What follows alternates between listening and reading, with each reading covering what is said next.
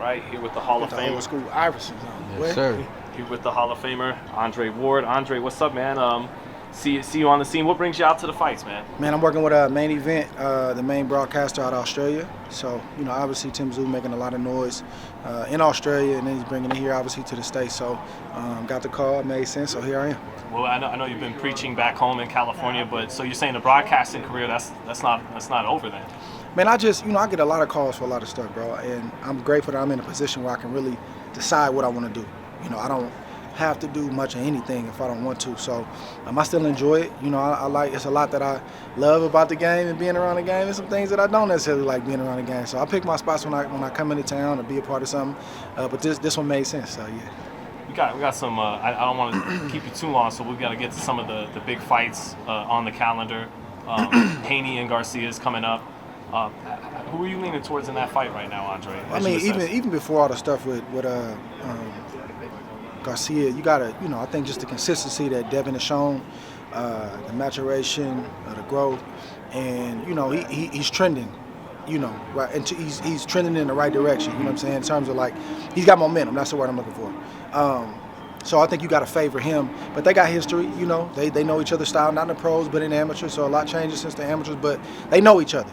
And but given the variable of sort of what you're seeing and hearing from Ryan Garcia, that makes things interesting too. I don't really know what to make of it. My thing is, I just hope that the fight actually happens, and I'm excited to see it take place. Dre, how do you feel about Devin Haney picking up the torch as a Bay Area athlete and boxer?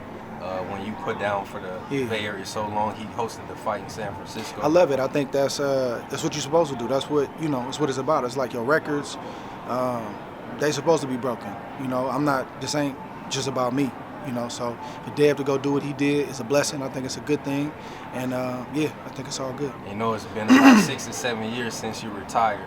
It's been that long. Yeah, you look in great shape, man. I know people ask you this all the time. Yeah. How you feel, as far as you ever get that itch to come back? And, are you good? You came out with the documentary and the book. Talk about that a little bit. Yeah, man. You always had an itch, man. I'm hardwired a certain kind of way, so that's not gonna go nowhere, But you just learn, how to manage the itch better, and just as motivated as I was for fighting, I'm motivated to do other things, bro. It's like,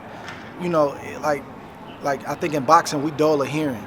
So when fighters are saying stuff like I'm more than a fighter, or man, we got to get the a union together, like people ain't really trying to hear it.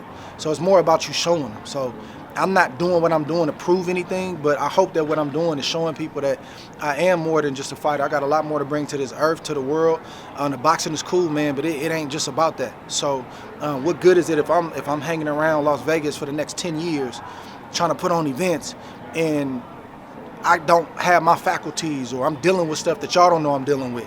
Like, what good is that? So, man, I got other gifts, talents, abilities, and other things God has called me to do, man. So I'm just trying to walk in those. I'm just trying to exercise those.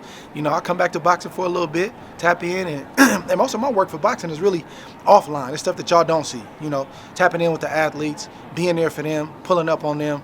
That's really what my role is, but it's really offline. So people think, oh, he's not around. It's like, now I'm around a little bit more than you think. I'm just not in front of the cameras a lot. It's been 20 years. 2004, you won the Olympic gold medal That's in Athens. crazy too. We Paris. Making me feel old. Paris this year, 2004 to 2024. What do we have to do on the men's side, with the exception of Clarissa on the women's, to win a gold medal for the Team USA? Well, I've been speaking about this before. It's like similar to what I said about the Haney question, is that, I'm the last male gold medalist. That's not a record that I want. Somebody's supposed to pick that torch up and put their name where my name currently is.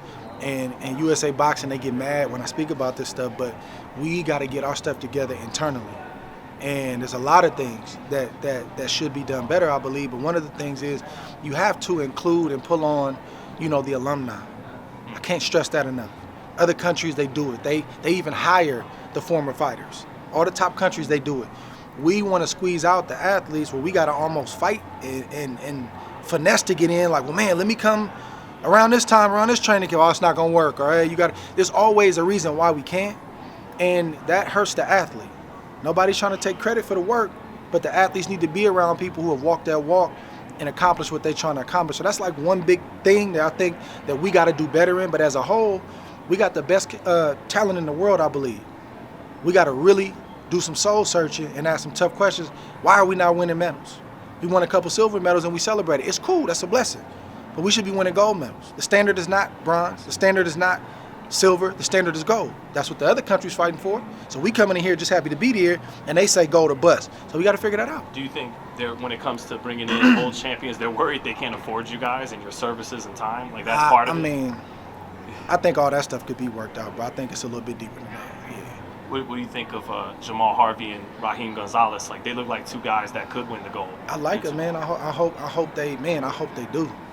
I think it's crazy that it's been 20 years since we've had a male, but that's crazy to me. Right. Like that ain't right.